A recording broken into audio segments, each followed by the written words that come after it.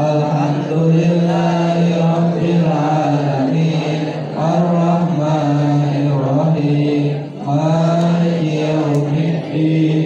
iyyaka na'budu wa iyyaka nasta'in ihdinas siratal mustaqim siratal ladzina an'amta 'alaihim ghairil maghdubi 'alaihim waladdallin. Khusus oleh kasangan warga SMK Cipatujah Jata, siswa-siswina, orang tua siswa-siswina, guru-guru nasanya warga SMK Cipatujah, mudah-mudahan ayahnya kesehatan lahir sareng batinna, dijumpakeun manang sareng rezekina, aya dina karidon Allah Subhanahu wa taala. Al-Fatihah. A'udzu billahi. Assalamualaikum warahmatullahi wabarakatuh. Waalaikumsalam warahmatullahi wabarakatuh. Baik, sebelum kita mulai belajar, kita kebiasaan dulu tadarus buka Al-Quran di HP-nya masing-masing. Sekarang tadarusnya itu surat Al-Imran ayat berapa? Yang masih ingat? Ingat dulu, saya masih ingat. Oh, Yumi. Ini surat tadarusan kita Al-Imran ayat berapa? Dibuka di HP-nya masing-masing. Al-Imran ayat 106. Dibuka surah Al-Imran ayat 106. Silakan. Alaihim kuntum ta'qilun. Antum ulai yuhibbunahum wa la yuhibbunakum wa la yuhibbunakum wa tu'minuna bil kitabi kulli wa ilahukum qalu amanna wa idza qalu 'addu 'alaikumul anamila min al-ghayri kullukum bi ghayrikum in Allah alimun bidatis sudur. In tamsaskum hasanatun tasu'hum wa in tusibkum hasanatun tasu'hum wa in tusibkum sayyi'atun yafrahu biha wa in tasbiru wa tattaqu la yadurrukum kaiduhum shay'a inna Allah bima ya'maluna.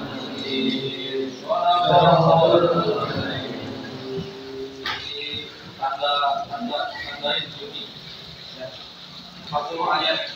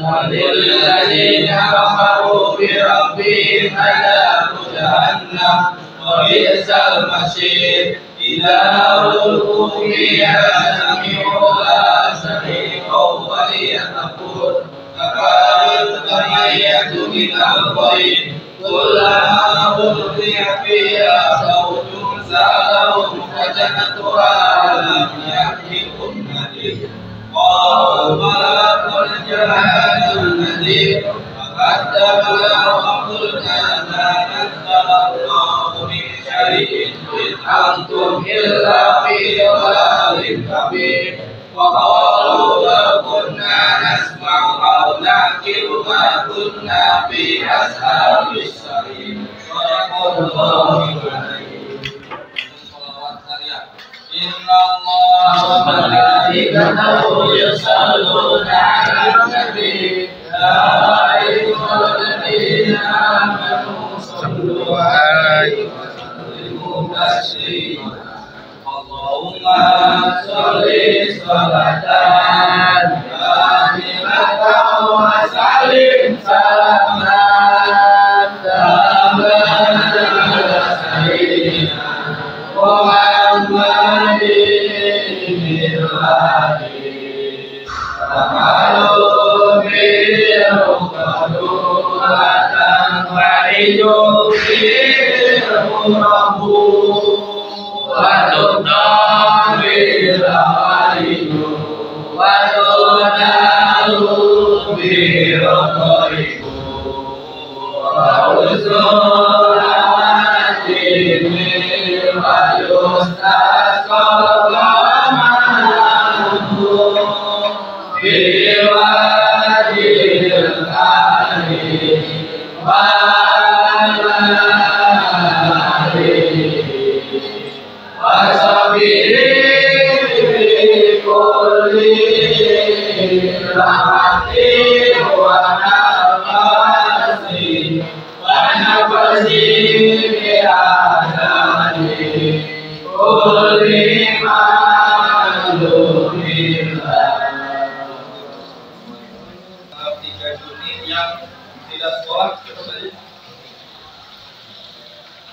semua Adi Febriana, Adi Tia, Maulana, Akil Jiwani. Jadi anak-anak, pembiasaan tadarus mungkin untuk semester ini adalah terakhir, karena untuk minggu depan itu pertemuan itu sudah tidak ada. Minggu depan sudah asesmennya. Kalian kenaikan kelas menjadi kelas 12, tidak terasa 2 tahun mungkin sudah terlewati. Makanya berarti selama 2 tahun itu ada berbagai hal perbaikan pada diri kalian. Karena yang namanya belajar itu adalah mencari perbaikan diri menuju ke yang lebih baik. Kalau tidak ada yang perbaikan di dalam diri, berarti belajarnya itu masih kurang. Tapi kalau misalkan sudah mulai ada perbaikan di dalam diri, baik dari segi kompetensi, dari segi sikap, karakter, pasti belajarnya itu sudah baik. Tapi tadi penerapan tadarus Al-Quran, sholawat, itu merupakan salah satu usaha Bapak dalam meningkatkan karakter kalian sesuai dengan visi di SMP Cipta Tuja. Masih ingat visinya? Beribadah. Yang pertama bernya apa? Berkarakter. Pancasila nomor 1 itu Pancasila berbunyi apa? Ketuhanan yang Maha Esa. Terus di pelajaran P5 profil pelajar Pancasila yang nomor 1 itu apa? Belajar kan ya P5? Kan ada 6 poin dalam P5 itu. 1. Beriman dan bertakwa. Di kalian itu diharapkan menjadi murid yang beriman dan bertakwa. Kedua, mandiri. Ketiga, poin-poin P5 kalian itu diharapkan menjadi manusia yang beriman dan bertakwa. Kedua, mandiri. Ketiga, berpikir kritis, bernalar kritis, gotong royong, berkebinekaan ubah dan kreatif, bernalar kritis. Yang pertama, beriman dan bertakwa. Salah satu tujuan dari Bapak Ibu guru, bahkan dari awal dibentuknya yang namanya pendidikan oleh Bapak Pendidikan Indonesia, ada yang tahu siapa namanya? Ki Hajar Dewantara. Niatnya itu apa? Untuk menuntun kodrat murid menuju kepada keselamatan dan kebahagiaan setinggi-tingginya. Jadi mengarahkan kalian menuju kebahagiaan dan keselamatannya masing-masing setinggi-tingginya. Bagaimana supaya mencapai kebahagiaan? Yang harus dicapai itu pertama adalah beriman dan bertakwa. Kalaulah seseorang sudah punya iman dan punya takwa di dalam hatinya, berarti sudah punya kunci dalam kebahagiaan. Makanya imannya kan kadang-kadang ada yang iman itu suka turun naik ya, sama juga manusiawi. Tingkatkan lagi. Kalau kemarin punya salah, ya perbaiki. Harus ada rasa menyesal kalau sedang melakukan kesalahan. Jangan sampai ketika kita melakukan kesalahan itu tidak punya rasa menyesal sama sekali. Kalau misalkan hatinya seperti itu, berarti hatinya sudah keras. Jangan sampai. Kalau hatinya sudah keras, ya udah lembutkan lagi. Bagaimana caranya? Bergaul dengan orang-orang yang baik. Kemudian coba lakukan hal-hal yang baik. Jauhi hal-hal yang buruk. Gitu ya. Itu beriman dan bertakwa. Kedua, mandiri. Kalian kalau mau sukses, selamat dan bahagia, diharapkan itu menjadi manusia yang mandiri. Mandiri itu apa? Tidak bergantung kepada orang lain. Bergantung kepada orang lain. Misalkan ada tugas, ada yang bergantung kepada orang lain, ada kan contohnya. Musik tugasnya nerolah, nah itu kan bergantung kepada orang lain. Terus apalagi kalau di sekolah itu contoh mandiri tadi sekolah tentang tugas. Contoh yang lain misalkan dari segi komunikasi. Kalau kalian ada yang mau dikomunikasikan sama guru, coba kalian lakukan langsung. Jangan memakai orang ketiga. Jadi takutnya salah tanggap, salah persepsi, atau misalkan kalian mau ngobrol sama teman-teman, Bang begitu lah, kasih kamu, bla bla bla. Jangan lewat orang ketiga, langsung aja komunikasinya. Ya, biar kita coba untuk mandiri. Kemudian kalau misalkan ketika ada tugas presentasi, kalau mandiri kan saya mau ketika disuruh sama guru, silakan depan aku, coba sendiri. Jangan menunjuk orang lain. Pas aku lah, coba yang mandiri. Karena kan nanti juga ketika kalian sudah dewasa, kalian itu akan dituntut mandiri. Ya, hidup sendiri, bahkan membina keluarga sendiri nanti mah. Makanya belajar hidup mandiri dari sekolah, dari kelas. Ketiga, kritis, berpikir kritis. Apa yang disebut dengan berpikir kritis? Bernalar kritis. Kritis tahu nggak? Saya ada mah murid itu mah kritis pemikirannya. Ada yang tahu nggak? Apa bernalar kritis? Bukan ribu. Bernalar kritis itu maksudnya itu yang positif. Bernalar kritis itu jadi dia itu mampu menganalisis atau ingin terus mendalami hal yang menurut dia itu masih kurang paham atau masih kurang setuju dengan apa yang dijelaskan, seperti itu. Jadi masih kurang sependapat, itu saya dicari jalan tengahnya itu berlalu kritis misalkan. Kadang-kadang dia pembelajaran pertama itu guru yang ngasih tahu, titik kita ini pelajarannya begini, alurnya kita belajarnya gini, waktunya segini. Kalau yang tidak bernalar kritis, saya ikut aja. Tapi yang kalau orang yang bernalar kritis, dia itu punya pendapat sendiri, Pak, mohon maaf izin menyampaikan pendapat. Kalau menurut saya Pak gimana ya kalau waktunya ditambah 10 menit? Soalnya menurut saya kurang Pak. Nah itu bernalar kritis. Jadi menyampaikan pendapat dengan alasan yang kuat. Jadi kalau menyampaikan pendapat pasti kan ada alasannya juga. Jangan menganggap alasan kalian kuat. Alasan kalian lemah ya. Soalnya kan suka kayak gini. Kalian kan takut menanggapi atau takut memberikan pendapat karena takut dianggap alasannya lemah. Yang seperti itu ya. Sudah di pertanyaan lebih gitu ditanya gitu kan. Tongsiun, soalnya awal dari pertanyaan yang kuat, awal dari pendapat yang kuat itu berawal dari nomor 0 dulu. 0 mungkin lemah pendapatnya, 1, 2. Jangan takut, takut disalahkan, takut bilang pendapatnya salah. Kita ini di sini belajar semuanya. Bapak juga masih belajar sebenarnya. Soalnya kalau misalkan ada yang ditanyakan, kalian itu siapa ditanyakan oleh misi dianggap nanti saya baik berpaham tong sieur gitu. Bernalar kritis itu udah. Ketiga, yang keempat bergotong royong merupakan salah satu budaya positif di Indonesia. Kalau di kelas bergotong royong bisa dicontohkan dengan apa sebenarnya? Tuh, satu lagi kerja kelompok. Kerja kelompok kan kalau misalkan tugas bisa dilakukan secara cepat pekerjaannya. Apalagi bersih-bersih, ya piket. Nah, kalian setuju nggak kalau piket dilakukan 1 hari 1 orang? Ya. Karena apa? Pekerjaannya berat. Tapi kalau dilakukannya bersama-sama pekerjaannya jadi. Nah, prinsip gotong royong itu pastinya harus ada yang bisa menjadi pemimpin dan harus ada yang bisa juga dipimpin. Jadi kalian itu harus gantian. Ketika ada orang lain yang menjadi pemimpin, kalian harus siap dipimpin. Karena ketika kalian jadi pemimpin juga, kalian akan merasakan bagaimana rasanya menjadi seorang pemimpin dan punya anggota yang dipimpin. Jadi harus bisa berkolaborasi bergotong royong itu.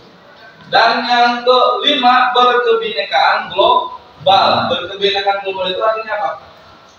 Kebinekaan global itu berarti yang kita itu punya banyak jenis suku ya, budaya, kebiasaan, ras dan sebagainya disatukan dalam satu bangsa dan bahasa Indonesia, negara Indonesia. Makanya kita jangan sampai membeda-bedakan satu sama lain. Itu yang kebinekaan global.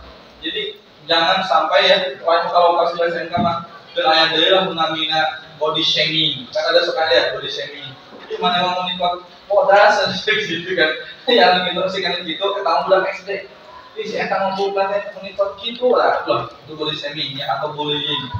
Bahkan ke karakter juga jangan sampai kita karakter shaming. Misalkan ayah pinter kamu, nah, tahu bahwa boleh ya tak? Kebalikannya, mana yang ikut kalian itu, jangan sampai seperti itu.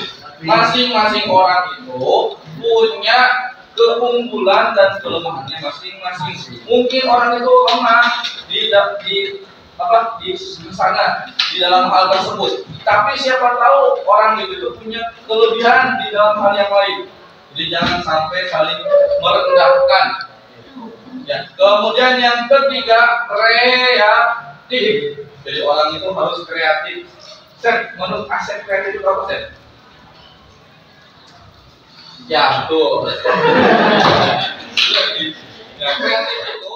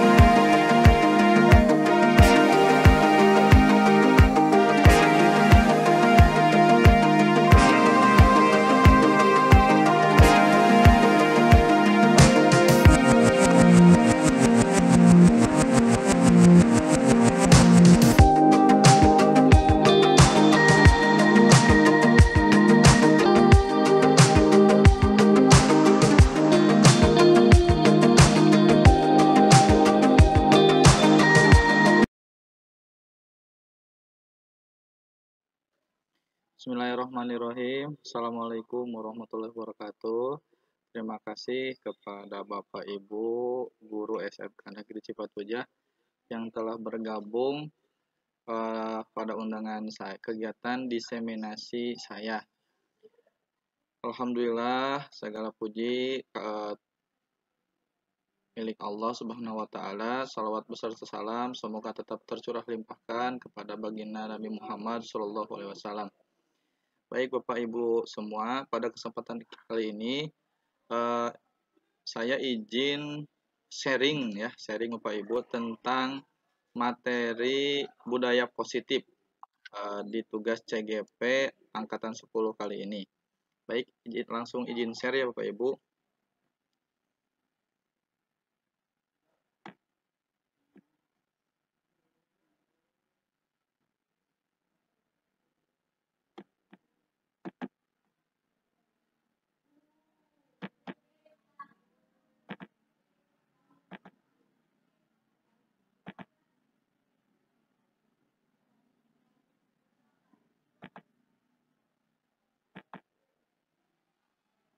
sudah tampil di layar Bapak Ibu tentang diseminasi budaya positif.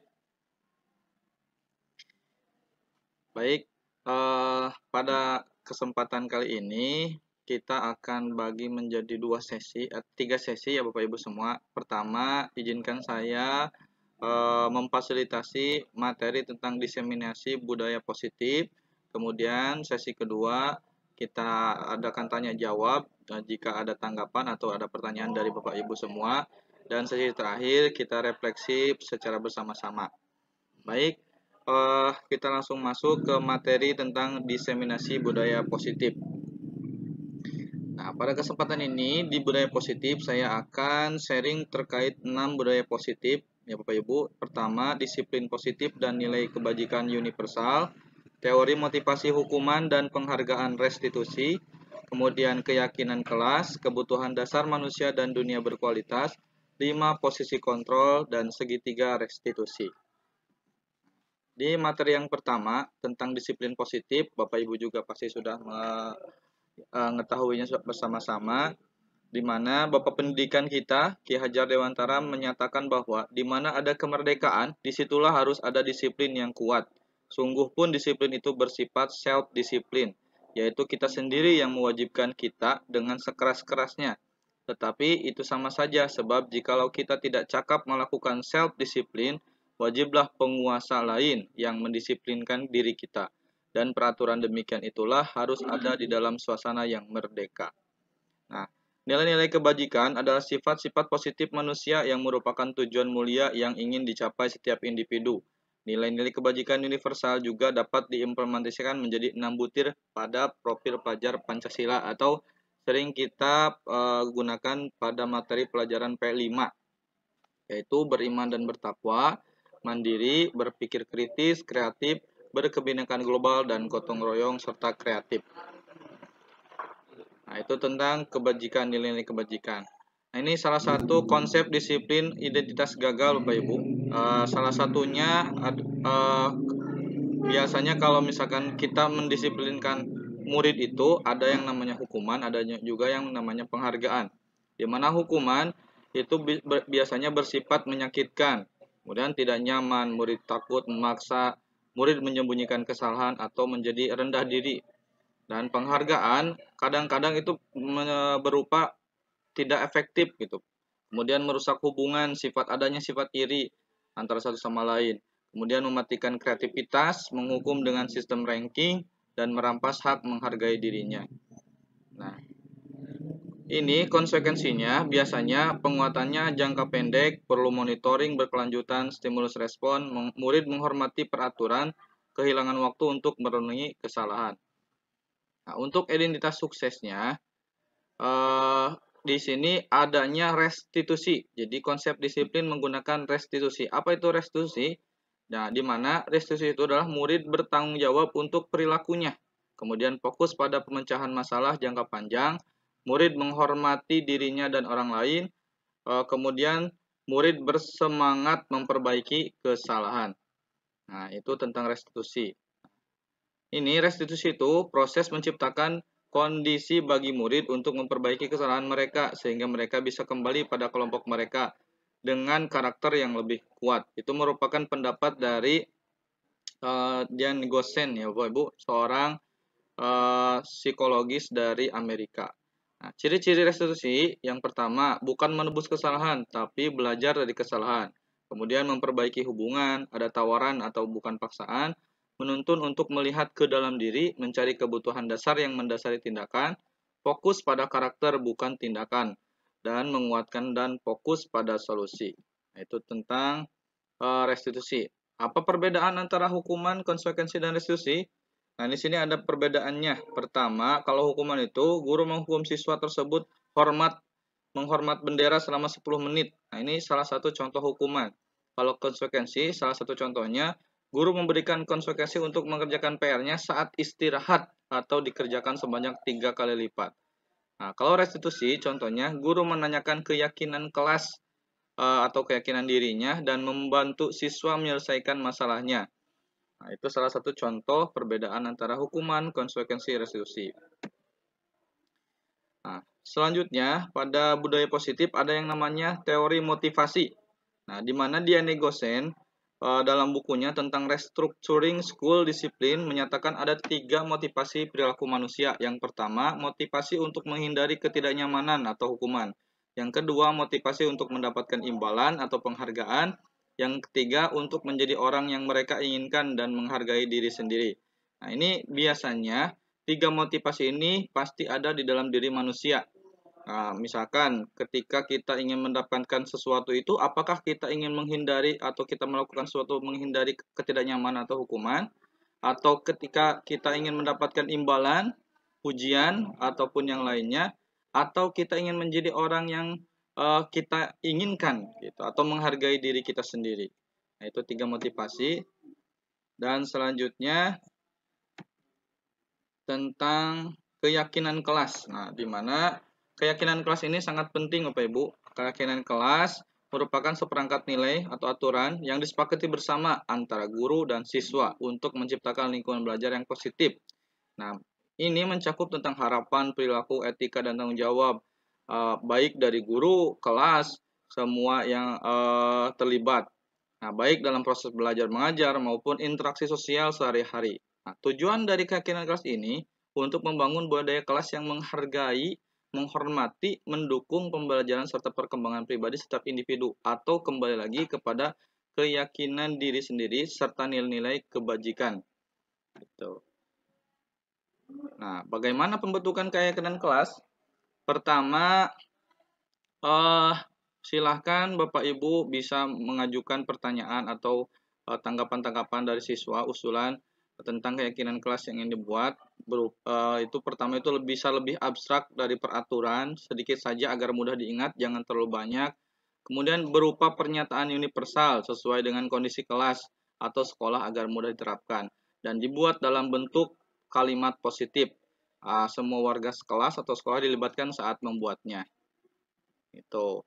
Misalkan salah satu keyakinan kelas itu contoh yang sangat sering digunakan itu saling menghargai, saling hormati, saling menyayangi, dan itu disepakati secara bersama baik dalam pembelajaran maupun tadi di luar pembelajaran saat interaksi di luar lingkungan sekolah. Nah, selanjutnya dalam budaya positif itu ada tentang kebutuhan dasar manusia. Nah, di sini ada 5 kebutuhan dasar manusia, Bapak Ibu. Yang pertama, kebutuhan untuk bertahan hidup. Kemudian kebutuhan tentang kasih sayang dan rasa diterima. Kebutuhan tentang penguasaan, kesenangan, kebebasan. Itu ada 5 kebutuhan dasar manusia. Nah, di mana 5 kebutuhan dasar ini merupakan kebutuhan yang mendasar dan pasti ada di setiap manusia. Gitu.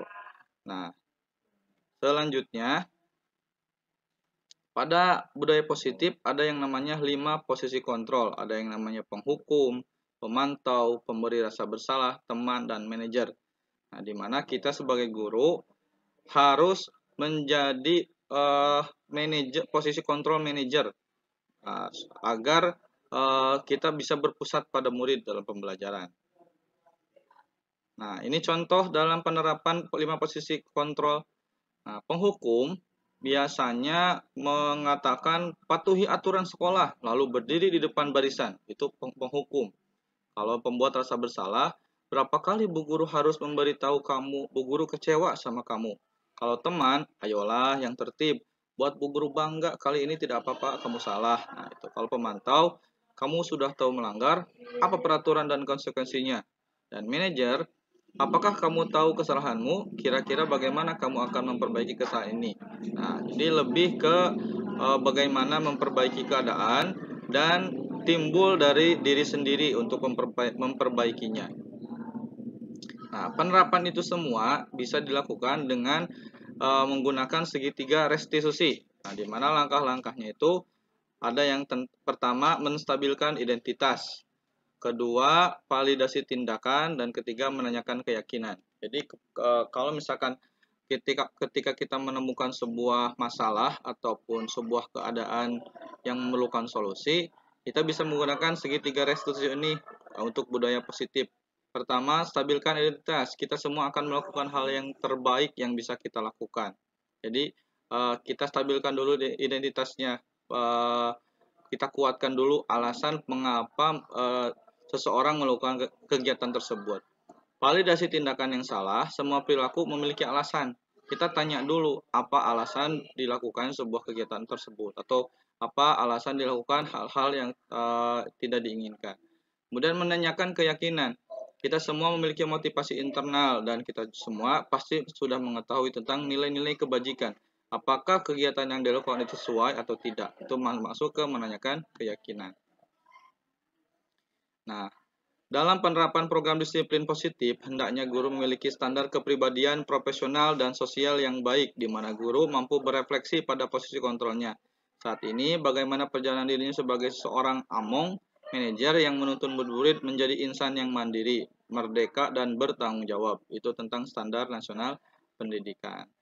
Baik, Bapak Ibu, itu merupakan materi tentang budaya positif. Ada 6 materi. Pertama, tentang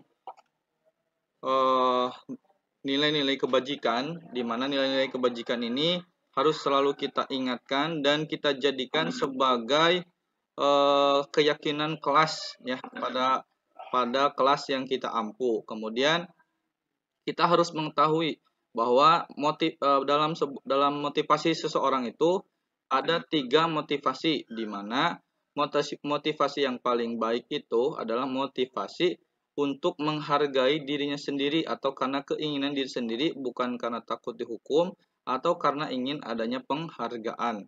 Ini perlu kita buat dalam sebuah keyakinan kelas. Nah, selanjutnya kita juga harus tahu kebutuhan dasar manusia. 5 kebutuhan dasar manusia yang tadi sudah saya sebutkan, itu nanti masuk kepada segitiga restitusi, di mana segitiga restitusi ini nanti digunakan dalam sebuah pencarian solusi atau pemecahan masalah.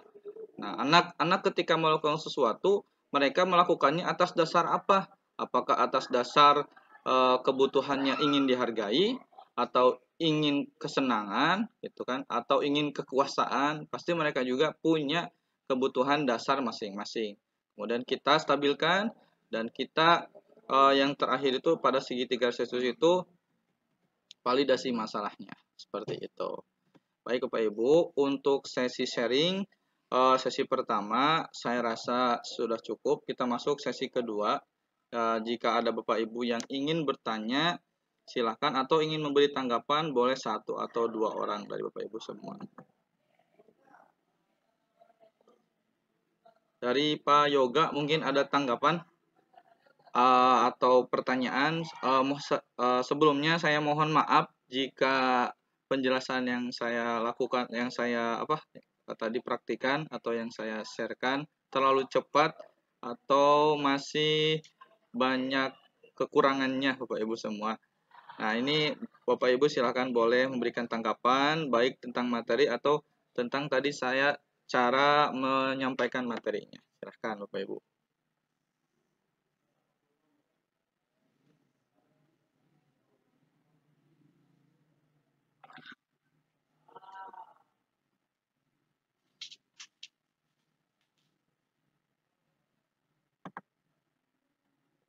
Ada masih tanggapan? Hah?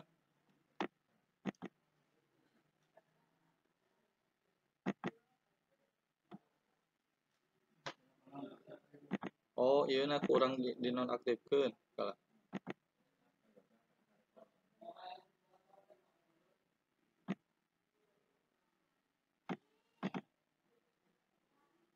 Baik, Bapak Ibu, tadi mohon maaf kalau ada pengaturan yang tidak bisa mengaktifkan mikrofon. Baik, Bapak Ibu, tadi mohon maaf jika mikrofonnya tadi saya atur silent. Silakan sekarang sudah bisa mengaktifkan mikrofonnya untuk menanggapi atau memberikan tanggapan Bapak Ibu. Pak Yoga tadi ingin menanggapi katanya ya, silakan Pak Yoga.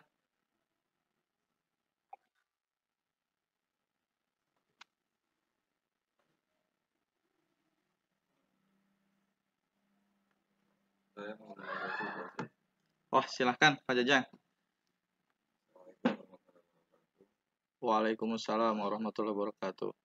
Tadi saya menyimak sedikit tentang kesepakatan kelas. Kebetulan saya menjadi wali kelas. Nah, kalau misalkan di kesepakatan kan berarti ada contoh dari kelas saya. Itu kan ada kesepakatan yang dibuat oleh anak-anak untuk kelasnya itu sendiri. Apakah misalkan kalau di sekolah kan ada aturan yang seperti yang sudah ada. Kalau misalkan nanti kesepakatannya ada tumpang tindih dengan aturan yang ada di sekolah, apakah itu diperbolehkan atau menyesuaikan atau gimana? Wah, siap. Pertanyaan yang Terima kasih. siap. Terima kasih Pak Jang atas pertanyaan atau tanggapannya. Ini merupakan pertanyaan yang bagus sekali ya, Bapak Ibu semua. Bertanya tentang kesepakatan kelas atau keyakinan kelas. Nah, di mana pertanyaannya apakah dalam pembuatan keyakinan kelas atau kesepakatan kelas itu bisa bertolak belakang dengan peraturan sekolah? Apa memang harus sama berlandaskan tentang peraturan sekolah? Sebelum saya izin menanggapi dari Bapak Ibu, mungkin ada yang ingin memberikan tanggapan tentang atau jawaban tentang pertanyaan dari Pak Jajang, dari Pak Dude, mungkin silakan ingin menyampaikan pendapatnya. Terdengar, Pak.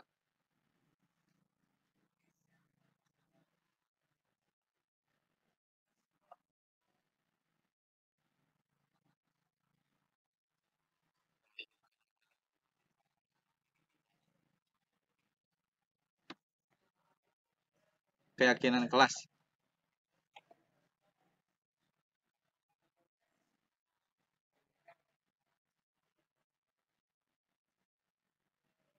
Oh iya, siap. Terima kasih.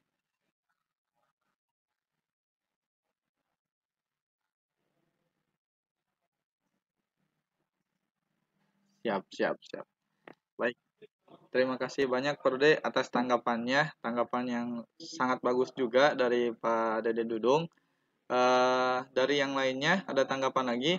Nah, izin menanggapi juga Pak Jajang dan Pak Dude. Saya sependapat dengan Pak Dude, di mana keyakinan kelas itu lebih menguatkan kembali sebenarnya, lebih menguatkan kembali tentang nilai-nilai kebajikan yang pasti sudah sesuai dengan peraturan sekolah, di mana salah satu nilai-nilai kebajikan itu ada yang saling menghargai.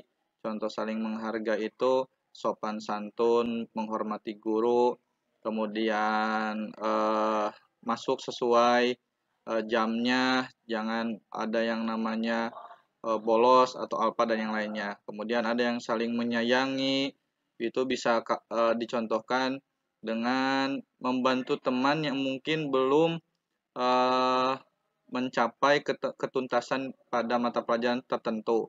Nah, itu salah satu contohnya.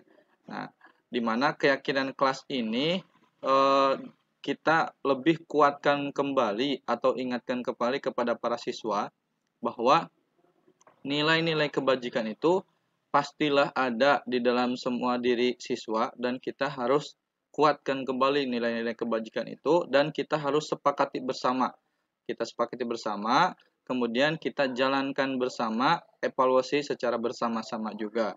Nah, agar ketika siswa melakukan pelanggaran ataupun tidak menjalankan nilai-nilai kebajikan, kita bisa mengingatkan siswa tersebut. Contohnya seperti ini.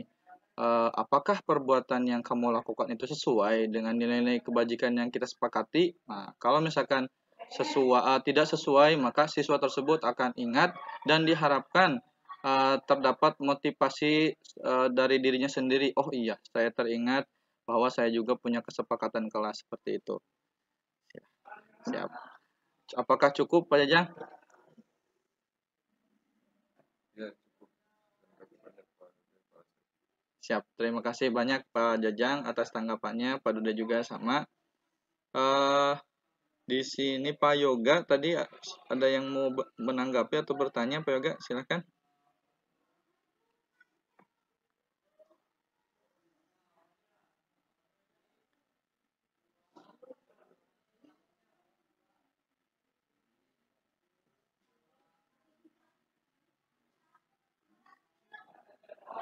Kalau misalkan tidak, kita coba apa namanya itu refleksikan bersama-sama Bapak Ibu ya tentang materi budaya positif ini.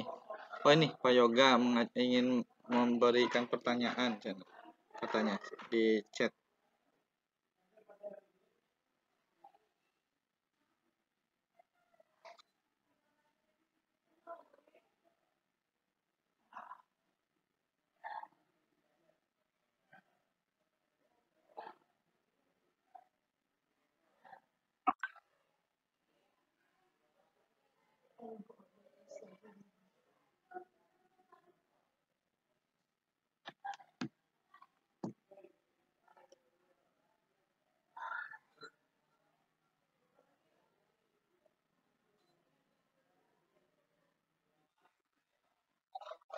Ya Pak Yoga silakan.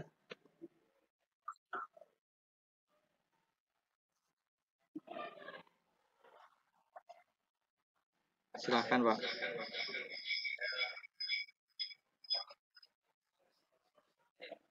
Oh Pak Gay. Coba mungkin berikan contoh restitusi ya Pak. Oh iya, sebentar Pak.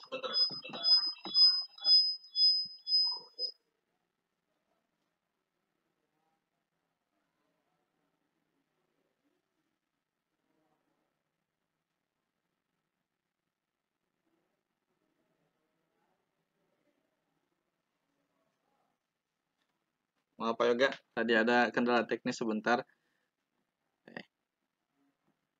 Baik, menanggapi pertanyaan dari Pak Yoga tentang bagaimana contoh penerapan segitiga restitusi. Kita coba kembali ke materi restitusi. Nah, ini ada 3 tahapan dalam restitusi ya.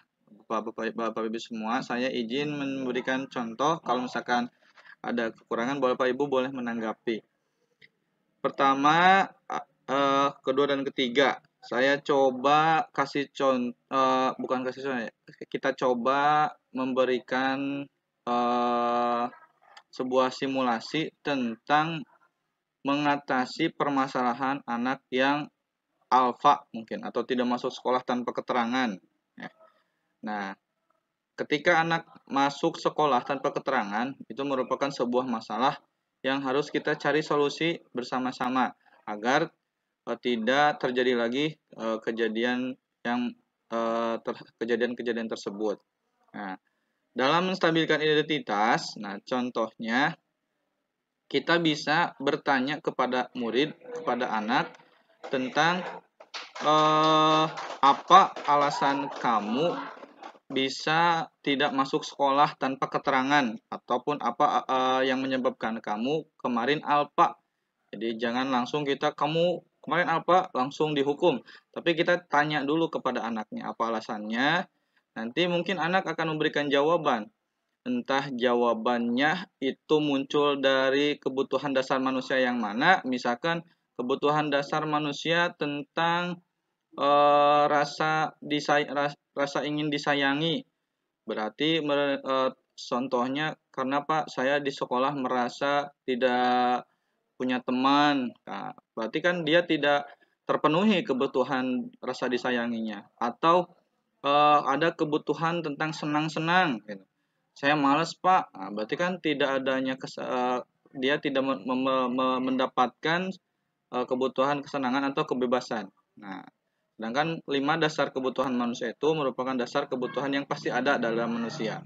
Yang kedua, setelah mendapatkan jawaban dari murid, kita melakukan validasi tindakan yang salah. Nah, kita bisa menguatkan memang misalkan ya kalau misalkan dia alasannya dengan alasan tidak merasa dia punya teman, tidak dihargai oleh teman-teman. Nah, kita validasi tindakan yang salahnya. Kita berikan masukan kepada anak tersebut. Apakah ketika kamu menghindar dari teman-teman kamu, misalkan, kamu akan mendapatkan kasih sayang dari teman-teman kamu? Kan tidak, kayak gitu. Kita validasi tindakan saya salahnya.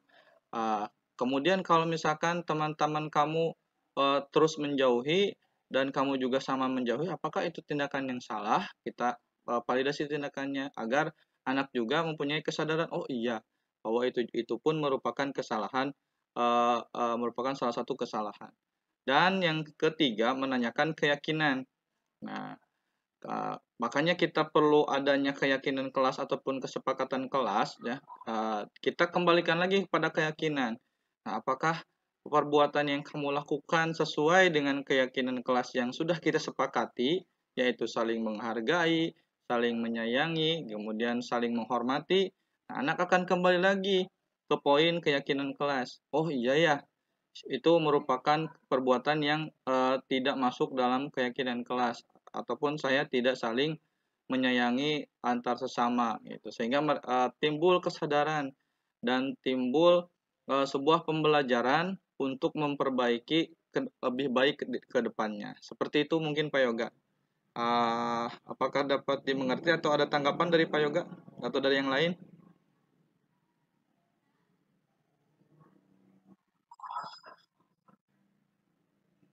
Siap. Terima kasih Bapak Ibu semua. Saya rasa pertemuan kita sudah lumayan cukup lama Bapak Ibu. Nanti kita bisa sharing-sharing lagi di kesempatan yang lainnya.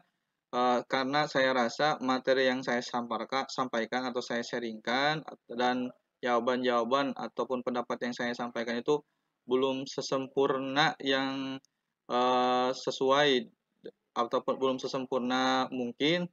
Saya mohon maaf atas kekurangannya. Terakhir kita akan melakukan refleksi bersama terkait modul budaya positif. Nah, di mana di modul budaya positif ini kita sudah membahas tentang 6 poin budaya positif tentang nilai-nilai kebajikan universal. Salah satunya tadi saling menghargai, saling menghormati, saling menyayangi, atau bisa kita tuangkan dalam 6 poin profil pelajar Pancasila. Nah, di mana seluruh siswa itu harus beriman bertakwa, mandiri, berpikir kritis, gotong royong, berkebinekaan global, dan kreatif. Nah, itu tentang nilai-nilai kebajikan universal. Dan teori motivasi itu ada 3, yang mana sebaiknya yang kita miliki itu adalah keinginan dari diri sendiri atau keinginan menghargai diri sendiri. Nah, keyakinan kelas itu adalah sebuah keyakinan memperkuat nilai-nilai kebajikan supaya siswa-siswa terbangun dan tergerak dan mengetahui meyakini bahwa nilai-nilai kebajikan universal itu harus ditaati secara bersama. Dan kebutuhan dasar manusia menjadi salah satu alasan dalam sebuah tindakan terutama tentang bagaimana cara menggunakan segitiga restitusi. Terakhir, pada 5 posisi kontrol ada yang namanya teman, pemberi rasa bersalah, penghukum, pemantau, dan manajer. Yang paling baik posisi kontrol untuk seorang guru adalah menjadi seorang manajer. Baik, saya rasa cukup sekian materi yang saya bisa sampaikan. Terima kasih kepada Bapak Ibu guru semua yang telah menghadiri acara diseminasi kali ini. Mudah-mudahan apa yang saya sampaikan itu bisa bermanfaat, khususnya untuk saya, umumnya untuk semuanya. Sebelum diakhiri, izin foto bersama dulu Bapak Ibu semua. Yang ada boleh diaktifkan kameranya. Boleh diaktifkan kameranya, Pak.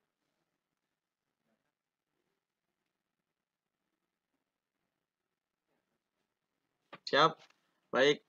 Terima kasih. 1, izin mengambil gambar. 1, 2, 3. Sebentar.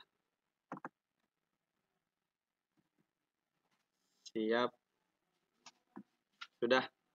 Baik, terima kasih banyak kepada Bapak Ibu semua. Selamat mengerjakan aktivitasnya masing-masing. Wassalamualaikum warahmatullahi wabarakatuh.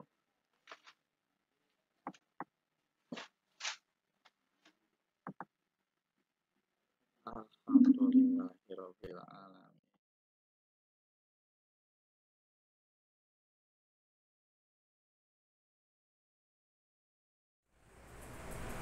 Assalamualaikum Pak. Waalaikumsalam, silakan duduk Di, tadi Bapak melihat Ardi terlambat masuk kelas waktu jam pelajaran kelima ya? Iya Pak. Oh, Ardi kemana terus ngelakuin apa waktu pelajaran kelima kok bisa terlambat? Saya tadi jajannya terlalu lama dan nongkrong di warungnya Pak. Nongkrong di warung jajannya selalu lama. Iya Pak. Baik. Memang semua orang itu pasti pernah melakukan kesalahan ya. Tidak ada manusia yang sempurna. Oh ya, tapi menurut Ardi terlambat ke kelas saat pembelajaran itu masuk ke dalam keyakinan kelas kita dengan menghargai orang lain atau tidak? Tidak Pak, saya sudah melanggar keyakinan kelas dengan tidak menghargai orang lain dan menghargai waktu. Benar Andi benar, karena Ardi sudah menyadarinya. Nah, sekarang Bapak mau tanya, apa alasan Ardi sehingga Ardi tadi bisa nongkrong lama-lama di warung dan terlambat masuk kelas? Saya tadi di kelas bosan Pak, kemudian ada teman yang mengajak untuk nongkrong di warung Pak. Oh begitu, tetapi apakah Ardi sekarang sudah sadar dengan kesalahan Ardi dan akan nongkrong kemudian masuk terlambat ke kelas lagi? Sudah Pak, saya minta maaf, saya tidak akan terlambat lagi. Kemudian ke depannya, apa yang akan Ardi perbaiki jika ada teman Ardi yang mengajak nongkrong di warung kemudian mengajak terlambat lagi masuk kelas? Saya akan menjadikan ini pembelajaran untuk tidak terlambat ke depannya. Baik, terima kasih Ardi. Semoga Ardi mendapatkan pembelajaran yang bermakna dari kesalahan apa yang telah Ardi lakukan ya. Ya Pak. Baik, silakan kembali ke kelas lagi Ardi. Tentu Pak. Waalaikumsalam.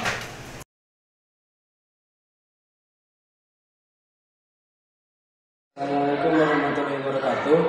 Saya Ardiansah, kelas 11 TJKT 1 SMKN Negeri 1 Cipatujah, ingin memberikan tanggapan tentang cara Bapak Asep Sandi menangani masalah yang ketika saya melakukan kesalahan.